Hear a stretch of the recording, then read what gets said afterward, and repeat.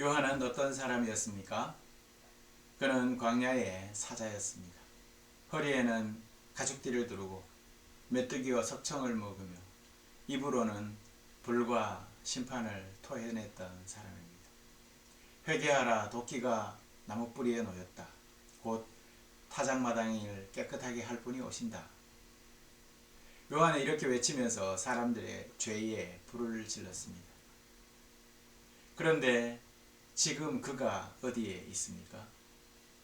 지금 그는 바로 헤롯 왕의 차가운 감옥 안에 있습니다. 바깥 세상과 단절된 습하고 어두운 돌방에 갇혀 있습니다. 벽을 짚을 때마다 느껴지는 습기가 마치 그의 불안한 마음을 대변하는 것 같습니다. 밖에서 들려오는 소식은 하나같이 요한을 혼란하게 합니다. 요한은 심판의 주님을 기다렸는데 들려오는 이야기는 예수라는 분이 세리 죄인들과 어울려서 잔치를 벌이고 병자들을 조용히 고치면서 심지어 아이들을 안아주신다는 온화한 소식들 뿐입니다. 요한의 머릿속은 복잡합니다. 내가 예언한 심판은 왜 오지 않는 거지?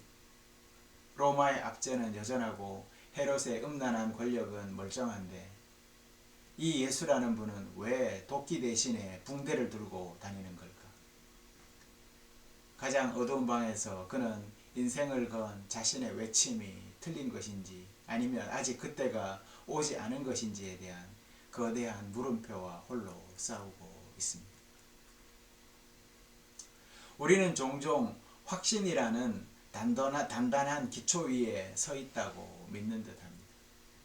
하지만 삶에 예기치 못한 사건들은 그 기초를 송두리째 뒤흔들고 균열을 일으켜 버립니다. 이와 같이 사람들은 자신이 가진 기존의 신념 체계와 어긋나는 현실을 마주할 때 극심한 인지적 긴장을 경험하게 됩니다.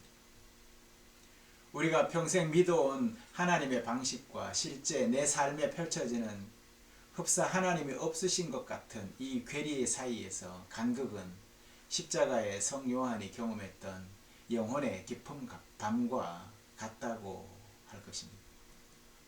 십자가의 성 요한이 쓴 영혼의 깊은 밤이라는 책에서 그는 우리 삶의 영혼의 깊은 밤의 시기가 누구에게나 오는데 그 이유는 바로 하나님께서 우리의 영혼을 깨끗하게 하시려고 위로와 만족을 잠시 거두어 가시는 그러한 상태라고 말을 하고 있습니다. 성도들이 영혼의 깊은 밤을 지나가게 될 때 경험하는 대표적인 영적 경험들은 바로 평소 기도나 말씀 묵상에서 맛보던 그러한 달콤함이나 기쁨 혹은 위로가 사라지는 경험을 하게 된다고 합니다. 이때 성도들은 스스로 이런 상황을 극복할 수 없어서 무력해지고 건조함을 맛보게 된다고 합니다. 이런 과정이 더 깊어질 때에 영혼의 깊은 밤으로 들어가게 되는데 이때 영혼은 자기중심적인 생각에 빠져있게 된다고 합니다. 이때 하나님은 불완전한 그러한 애착에 시달리게 되고 또 심지어 선한 의도 속에 숨겨진 교만을 완전히 제거하기 위해서 극한의 영혼의 깊은 밤으로 우리를 몰아 넣으신다고 합니다. 이렇게 하시는 이유는 하나님이 우리 내면의 자기중심성을 파괴하고 완전한 사랑으로 돌아서게 하기 위해서 그리하신다라고 십자가의 성 요한은 자기 책에서 이야기하고 있습니다. 그러니 영혼의 깊은 밤은 가장 어둡지만 가장 중요한 단계이고 이 고통스러운 이 정화의 과정을 통한 영혼은 비로소 이기심 없는 순수한 사랑으로 다시 거듭나게 된다라고 합니다. 그러니 지금 어렵다고 힘든 시기라고 해도 그것은 하나님이 하시는 계획 속에 있는 일들이고 잠시 어두운 밤이 지나면 밝은 빛을 맞이할 수 있게 되는 것입니다. 하지만 우리가 살아가는 현대사회는 불확실성을 죄악시하는 것 같습니다. 빠르고 명확한 답을 요구하는 이 시대 정신 속에서 당신이 오실 그분입니까? 라고 말하는 요한의 이 질문은 패배자의 독백처럼 들릴지도 모릅니다. 그러나 이 질문은 사실 가장 치열한 신앙의 몸부림인 것입니다. 우리가 기대했던 하나님, 내 문제를 즉시 해결해 주시고 악인을 벌하시고 나의 성공을 보장해 주시는 그 하나님이 아무 말도 하지 않으시고 침묵하실 때 우리는 당황하게 됩니다. 열심히 기도했는데 질병은 깊어지고 정직하게 살았는데 사업은 기울어지는 것을 지켜보고만 계시는 그분이 너무 야속하고 원망스럽기까지 합니다. 이때 우리는 되묻게 됩니다. 내가 다른 일을 기다려야 합니까? 이러한 의심은 불신앙의 증거가 아니라 더 깊은 신뢰로 나아가기 위한 과정임을 알아야 합니다. 마치 십자가의 성 요한이 말한 것처럼 영혼의 깊은 밤을 통과하는 과정인 것입니다. 19세기 덴마크 철학자 키에르케고르가 이렇게 말을 했습니다. 신앙은 객관적 불확실성 속에서 감행하는 주관적 결단이다. 요한의 영혼의 깊은 밤, 즉 감옥은 오늘날 우리 삶의 자리에서 병실일 수도, 실패한 직장일 수도, 깨어진 관계의 현장일 수도 있습니다. 우리가 만들어 놓은 하나님의 틀이 깨어지는 그 고통스러운 자리야말로 역설적으로 내가 만든 우상을 부수고 진짜 하나님을 만날 수 있는 유일한 장소가 될 것입니다. 그러고 보면 의심은 믿음의 반대말이 아니라 믿음이 자라기 위해 반드시 겪어야 할 성장통이라고 할 수 있는 것입니다. 성도 여러분, 오늘 복음서를 통해서 우리가 따라가야 할 깨달음을 얻고자 합니다. 첫 번째, 기대가 무너지는 경험을 여러분들 하고 계십니까?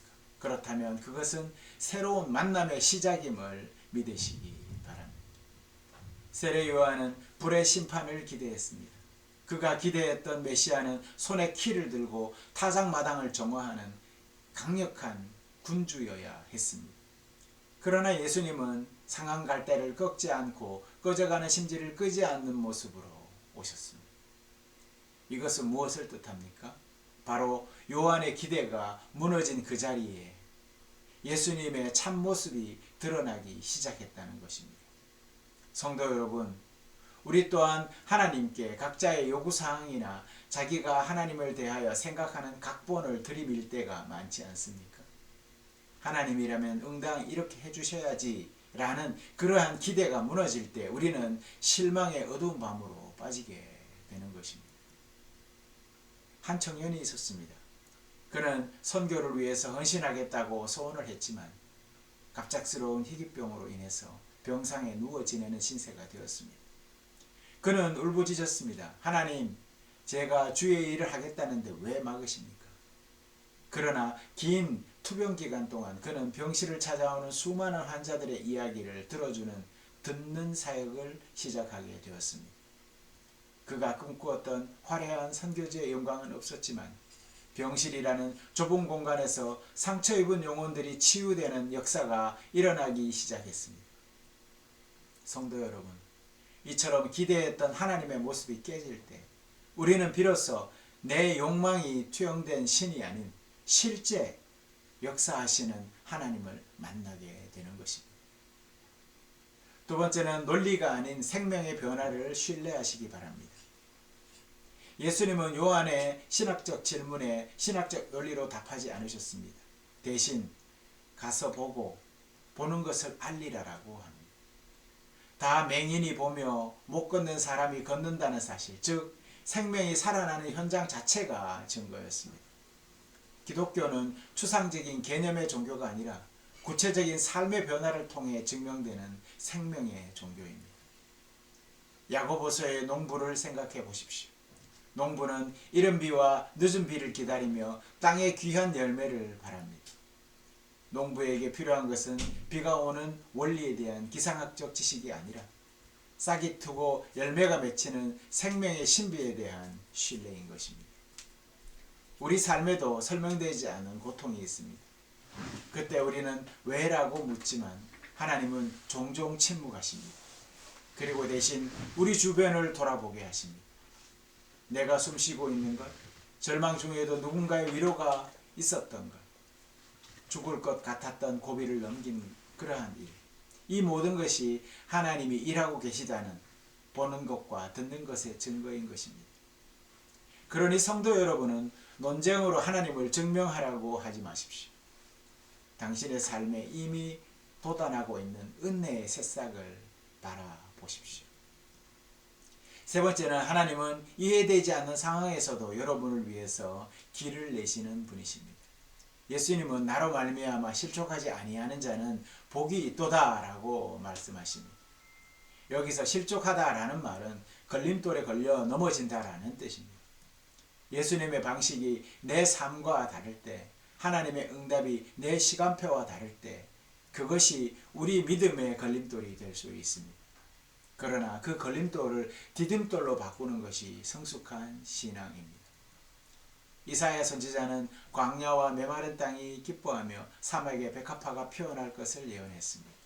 하지만 사막이 꽃밭이 되기까지는 시간이 걸리겠죠. 뜨거운 태양을 견디는 인내가 또한 필요할 것입니다. 우리는 너무 조급합니다. 요한조차 흔들렸습니다. 그러나 예수님은 요한을 책망하지 않으시고 여자가 낳은 자 중에 이보다 큰 이가 없다라고 높여주셨습니다. 하나님은 우리의 의심과 투정을 받아내실 만큼 그만큼 크신 분이십니다.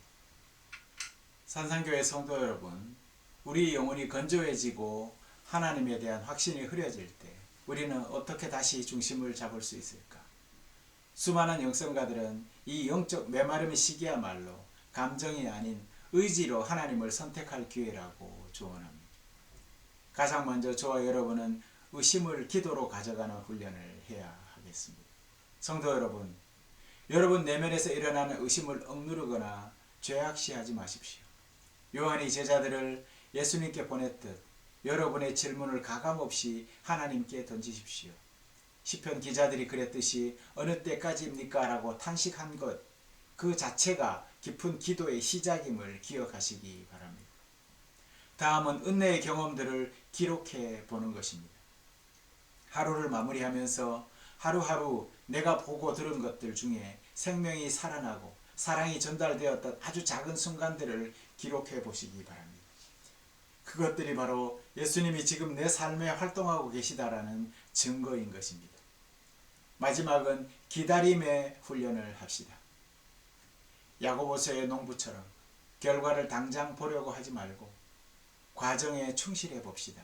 오늘 내가 할 수 있는 작은 선행, 작은 친절 하나를 실천해 보는 것입니다. 이것이 사막에 물을 내는 그러한 시작이 될 것입니다. 사랑하는 성도 여러분, 이제 예배를 마치고 삶의 자리로 돌아가십시오. 그곳이 비록 감옥처럼 답답하고 광야처럼 메마른 곳이라고 할지라도 두려워하지 마십시오. 여러분의 기대와 다르게 일하시는 하나님을 신뢰하십시오. 우리가 이해할 수 없는 순간에도 하나님은 맹인의 눈을 뜨게 하시며 사막의 강을 내게 내고 계십니다. 흔들리는 갈대가 되지 말고 오직 예수 그리스도라는 반석 위에 굳게 서십시오. 주님께서 오셔서 갚아주시고 여러분을 위해 구원의 길을 내실 것입니다. 다 함께 기도하시겠습니다.